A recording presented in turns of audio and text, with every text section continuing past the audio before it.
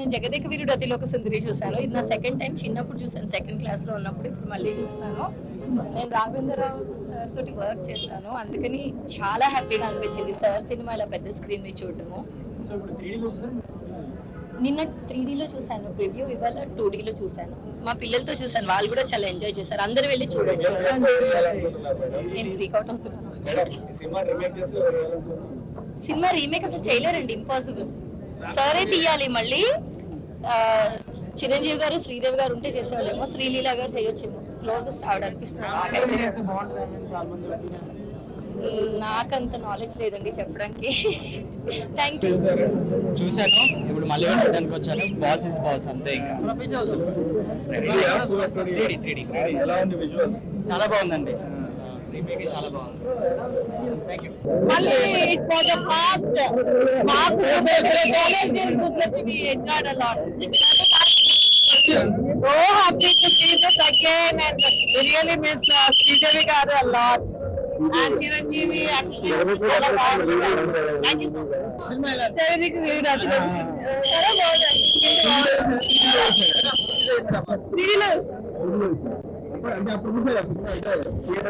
మా పేరెంట్స్ చాలాసార్లు చూపించారు, ఈసారి మళ్ళీ చూడాల్సి వచ్చింది. ఈ జనరేషన్ కి కాదు, ఏ జనరేషన్ ఒక స్లీప్ మెమరీ. అంటే అప్పుడు ఇప్పుడు ఏం తేడా ఉంది? అప్పుడు చూసింది ఇప్పుడు అది ఇప్పుడు కూడా ఓల్డ్ మూవీలా అనిపిస్తాం. ఎప్పటికైనా కొత్త ట్రెండ్, అది ఎప్పుడు ట్రెండ్ చెప్తున్నాం. మెగాస్టార్ గారు ఎలా అనిపిస్తారు? వింటేజ్ మెగాస్టార్ గారు అంటే అప్పుడు చూసారు కదా, ఇప్పటికీ అప్పటికి మెగాస్టార్ ఎప్పటికైనా మెగాస్టార్, అప్పుడే ఇప్పుడు ఎప్పుడైనా మెగాస్టార్ ఎప్పటికీ కదా మెగాస్టార్. 8K క్లారిటీలో చాలా బాగా తీశారు. అసలు చాలా బాగుంది, చాలా బాగా ఎంజాయ్ చేశాను. 90s మూవీలా అనిపించలేదు. ఈ క్లారిటీకి ఈ జనరేషన్ మూవీలానే తీస్తే ఇంకా బాగుంటుందని అనుకుంటున్నాము. రాఘవేంద్రరావు గారి మూవీస్ ఇంకా రావాలని అసలు అసలు ఆయన యాక్టింగ్ కి ఆయన ఇలాంటి మూవీస్ ఇంకా తీయాలని కోరుతున్నాను. చాలా ఎక్సైట్మెంట్ మ్యాటర్. ఎందుకంటే చిన్నప్పుడు టీవీలో చాలా సార్లు చూసాం, యూట్యూబ్ లో చూసాం, చాలా ఎంజాయ్ చేసాం సినిమాని చిన్నప్పటి నుంచి. బట్ ఒక్కసారిగా పెద్ద స్క్రీన్ లో చూడడం అనేది థ్యాంక్స్ చెప్పాలి. ఎవరైతే దీన్ని ఇనిషియేటివ్ తీసుకున్నారో వాళ్ళకి థ్యాంక్స్ చెప్పాలి. మెయిన్ గా నేనైతే త్రూఅవుట్ సినిమా అప్పుడు ఎలా అయితే ఫీల్ అయ్యానో ఇప్పుడు అలాగే ఫీల్ అయ్యాను. నియర్లీ 25 or 35 years అయ్యింది, బట్ కానీ ఇప్పటికి అదే ఫీల్ వస్తుంది. చిరంజీవి అనే సాంగ్స్ కావచ్చు, శ్రీదేవి గారిని చూడటం కానీ చాలా చాలా చాలా బాగా అనిపిస్తుంది. నాకు పర్సనల్ గా ఏంటంటే చిరంజీవి గారిని ఇప్పుడు చూసే వర్షన్ చాలా డిఫరెంట్. ఒకప్పుడు ఉన్న వర్షన్ చాలా చాలా చాలా చాలా డిఫరెంట్. ఆయన ఎనర్జీ కానీ, ఆయన పంచెస్ కానీ, డాన్స్, మరీ డాన్స్ చాలా అంటే చాలా బాగా అనిపిస్తుంది. ఇందులో మీకు ఆల్రెడీ తెలుసు, ఎందుకంటే అందరం ఆ సినిమా చూసేసాం. కొత్తగా సినిమా గురించి చెప్పేది ఏం లేదు, బట్ నేనైతే చాలా ఎక్సైట్మెంట్ ఫీల్ అయ్యాను సినిమా చూడడంలో. ఎందుకంటే యూట్యూబ్ లో చిన్న స్క్రీన్ లో చూసే సినిమాని బిగ్ స్క్రీన్ లో చూడడం అనేది చాలా different experiences, out of the world experience.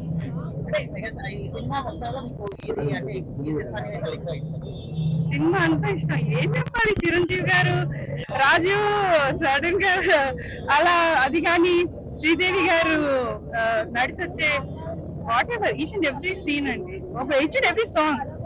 గొప్ప విషయం ఏంటంటే అసలు ఇలాంటి ఒక మూవీలో ఒక్క బీట్ సాంగ్ కూడా మీకు ఉండదు. ఆ రోజుల్లో నేను చెప్పాను, నేను అన్ని మెలడీస్ చేస్తా అని ఇళయరాజా గారు చెప్పారు. So that is one. ఎందుకంటే చిరంజీవి గారు లాంటి వ్యక్తిని పెట్టి ఒక బీట్ సాంగ్ లేకపోవడం అనేది ఆ టైంలో ఇట్స్ అ వెరీ బోల్డ్ ఇది డెసిషన్.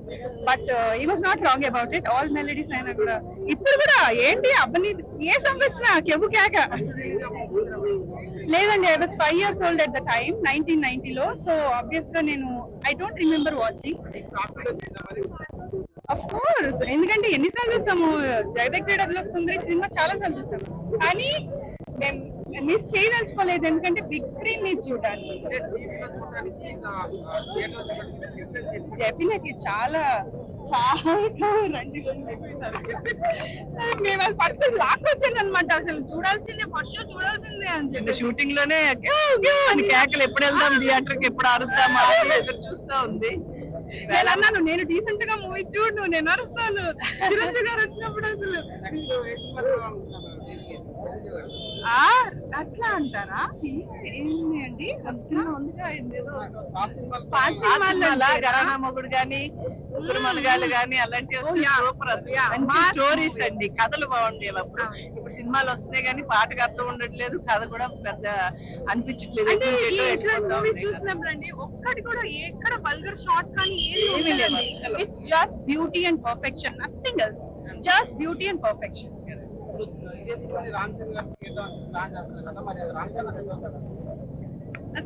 సెట్ అవుతారా అవ్వకపోతారా మరి రామ్ చరణ్ గారు మరి శ్రీదేవి గారి డాటర్ కాంబినేషన్ లో ఏమైనా చేస్తే ఈ జనరేషన్ వాళ్ళు ఎంజాయ్ చేయొచ్చేమో కానీ the original is original definite అది మేమనడానికి ఏముందండి తీసే వాళ్ళ చేతిలో ఉంటుంది ఇప్పుడు ఎవరు తీస్తున్నారు ఎలా తీస్తున్నారు అనే దాన్ని బట్టి ఉంటుంది మనం కోరితే రాలేదు కదండి ఈ సినిమాలన్నీ ఈ జనరేషన్ లో ఇలాంటి సినిమాలు ఎక్స్పెక్ట్ చేయొచ్చు. బాగుంటుంది ఇలాంటి సినిమాలు వస్తే ఈ జనరేషన్ లో ఇంకా బాగుంటుంది ఎందుకంటే ఎటువంటి ఎక్స్ట్రాస్ ఏమి ఉండవు కాబట్టి నీట్ గా ఉంటుంది. ఒకవేళ ఇదే సినిమాని రీమేక్ చేస్తే ఏ హీరో హీరోయిన్ చేస్తే బాగుంటుంది? రామ్ చరణ్ శ్రీదేవి వాళ్ళ కూతురు ఉంది కదా జాహ్నవి కపూర్. సాంగ్స్ అవన్నీ కూడా ఎట్లా అదే సేమ్ అంతా బాగుంది చాలా బాగుంది. ఏంటంటే గుండమ్మ కథ మిస్ అమ్మ జగదేక వీరుడు క్వాలిటీ ఇవన్నీ కాదండి అవి సూపర్ హిట్ సినిమాలు ఎన్నిసార్లు చూడొచ్చు ఎప్పుడైనా చూడొచ్చు. ఆయన అలా బాగున్నారు ఇలా బాగున్నారు బాగుంటారు. ఇది ఒకవేళ రీమేక్ చేస్తే ఈ సినిమా రామ్ చరణ్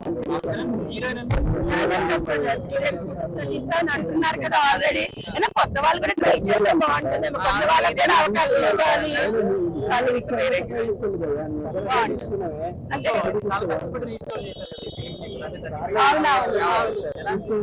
చాలా బాగుంది కొంచెం చేసాము టైం వేస్ట్ అనిపించలేదు ఆల్రెడీ చూసిన సినిమా బోర్ కొట్టలేదండి ఆ మూవీ అప్పుడు చూసాము ఇప్పుడు చూసాము లెందీగా అనిపించలేదు బోర్ గా అనిపించలేదు చూడాలనిపించింది. వింటేజ్ మెగాస్టార్ గారు ఎలా అనిపించింది? మెగాస్టార్ ఆల్వేస్ మెగాస్టార్ అండి ఎప్పుడైనా సరే మెగాస్టార్ ఎందుకంటే మేము అప్పటి నుంచి చూస్తే ఇన్స్పిరేషన్ తీసుకుని ఇంత లైఫ్ లీడ్ చేస్తాం కాబట్టి ఫస్ట్ నేను 8th క్లాస్ లో ఉన్నప్పుడు ఫస్ట్ ఈ మూవీ చూడటం జరిగింది 8th క్లాస్ లో ఉన్నప్పుడు బంగోటి ఇంచుమించు అలాంటిది అనుకోండి. మళ్ళీ తర్వాత చూడలేదు మళ్ళీ ఇన్ని సంవత్సరాలకి రిలీజ్ అనేసరికి ఫ్యామిలీతో కలిసి చూడాలి పిల్లలతో కలిసి చూడాలని చెప్పేసి వచ్చాను. చాలా ఫుల్ ఎంజాయ్ ఎందుకంటే ఫస్ట్ నుంచి మూవీ ఎండింగ్ వరకు కూడా అసలు ఎక్కడెక్కడ బోర్ ఫీల్ అవ్వలేదు. ఇప్పుడు వస్తున్నటువంటి గ్రాఫిక్స్ కానీ ఇవన్నీ కూడా చూసుకుంటే అసలు ఆ రోజుల్లో అంత గ్రాఫిక్స్ కెమెరా అజయ్ విన్సెంట్ గారి కెమెరా కానీ రాఘవేంద్ర గారి డైరెక్షన్ అంటే అసలు ఎక్సలెంట్. దీని అసలు మన ఎంత ఎక్కువ మాట్లాడినా కూడా చాలా తక్కువ అవుతుంది అంటే చాలా గొప్పగా ఉంది. మేమైతే మాత్రం చాలా హ్యాపీ ఫీల్ అవుతున్నాం చాలా బాగా ఎంజాయ్ చేశాను. Thank you. ఇన్ని ఇయర్స్ తర్వాత చూస్తే ఆ ఎక్స్పీరియన్స్ నాకు నేను ఎప్పుడు చూసానంటే నాకు తెలిసిన 12 years అప్పుడు ఏదో టీవీలో వేసినప్పుడు చూసాను. దాని తర్వాత రెగ్యులర్ గా చూస్తానే ఉంటాం అది ఎవర్ గ్రీన్ హిట్ మూవీ కాబట్టి. బట్ ఇప్పుడు చూడటం అనేది చాలా అంటే చాలా బాగుంది. వింటేజ్ మెగాస్టార్ గారు ఎలా అనిపించింది? అయ్యో సూపర్ ఇంకా ఆయనకి తిరగలేదు కదా అసలు ప్రతి సీన్ కిరాక్ అసలుకి ఆయన ప్రతి ఎక్స్ప్రెషన్ అసలుకి ఆయన ఏడ్చినప్పుడు కానీ మన కళ్ళల్లో కూడా నీళ్ళు వచ్చేస్తాయి అనమాట ఆ రకంగా యాక్ట్ చేశారు ఆయన. అప్పటి సినిమాలకి ఇప్పటి సినిమాలకి ఏంటి డిఫరెన్స్?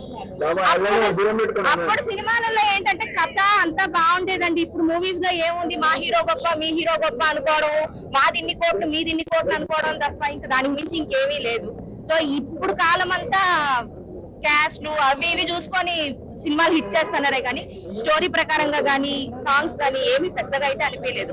కానీ అప్పట్లో చాలా ఐకమత్యంగా ఉండింది. వేరే డైరెక్టర్స్ కూడా వచ్చి మూవీస్ కి ఏంటి రైటర్స్ కూడా వచ్చి చెప్పడం కానీ వాళ్ళ ఆ సలహాలని కూడా వాళ్ళు తీసుకుంటా ఉన్నారు. బట్ ఇప్పుడు ఏంటంటే ఈగోస్ ఎక్కువ అయిపోయేసేసి ఎవరు ఒక సినిమాలో ఎవరు పట్టించుకోవట్లేదు. రామ్ చరణ్ గారు అండి జూనియర్ శ్రీదేవి గారు ఇంకా జూనియర్ చిరంజీవి గారు జూనియర్ శ్రీదేవి గారు. యాక్టివ్ కావచ్చు కోఆర్డినేషన్ అయితే అసలు ఎవ్వరూ బీట్ చేయలేరు.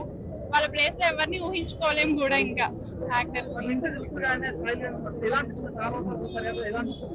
అసలు ఇంకా చెప్పలేము ఆ ఫీలింగ్. అంటే అది నేను పుట్టక ముందు వచ్చిన మూవీ అన్నమాట.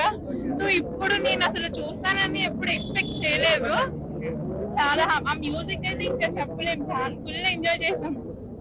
ఈ సినిమాలో నచ్చిన సీన్ అంటే నచ్చిన సీన్ అంటే ఆ సాంగ్ ఒకటి బాగా ఇష్టం, జై చిరంజీవి అనేది. ఇంకా శ్రీదేవి గారి యాక్టింగ్, ఇంకా పన్ను మానవ అనడం, ఆ చిరంజీవి గారేమో అది కామెడీ చేయడం. సో ఇది చాలా బాగుంది. బాగుంది. నాకు ఇది 90s లో వచ్చిన మెయిన్ ఫేవరెట్ కాబట్టి చూడడానికి మెయిన్ రీజన్ అదే. So it felt really good. ఏం లేదండి, same songs. Yeah, it was like especially అబ్బనీతి అని దెబ్బ అండ్ ఒకటి కాదు, అన్ని సాంగ్స్ క్లాసిక్, కల్ట్ క్లాసిక్. ఇప్పటికీ స్పాటిఫై లో నా ప్లేలిస్ట్ లో ఉంటాయి. So it's like that. ఎవరైనా తీయచ్చండి, వాళ్ళ ఇష్టం. ఎవరు తీసినా ఇప్పుడు చూడొచ్చు, చూడకపోవచ్చు, అది వేరే విషయం. కానీ classic, it should be like classic. మాకైతే జన్మధన్యమైపోయింది. ఈ సినిమా గురించి వేచి చూసాము, ఎన్నో పనులు మానేసుకొని వచ్చాము. ఎప్పటికీ పోకుండా దీనికే వచ్చాం. అంత బెస్ట్ మూవీ.